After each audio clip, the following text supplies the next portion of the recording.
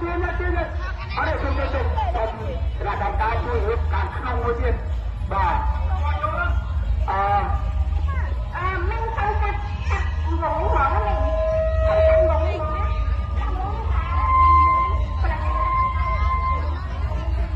បាទយ៉ាងក៏បានដែរសូមខាងក្នុងមកវិញបាទខាងក្នុងបាទ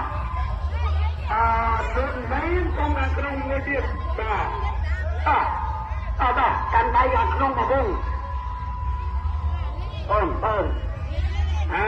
គណៈកម្មការយ៉ាងបាយកោមកតធ្វើផងដាក់កដាលមួយកដាលឲ្យចាប់ទៅកដាលមួយណាបាទយកចាប់តាមខ្ញុំណាលេងនេះឲ្យខាងក្នុងមួយទៀតខាងក្នុងមានមកវិញទៀតនេះចាប់ដៃទៅបាទឥឡូវបើចូលខាងក្នុងទៅដាបទេចូលខាងក្នុងបាទកាត់ដៃគ្នាហើយបើកាលណាហៅបើកាលណាដែលខ្ញុំនិយាយទៅ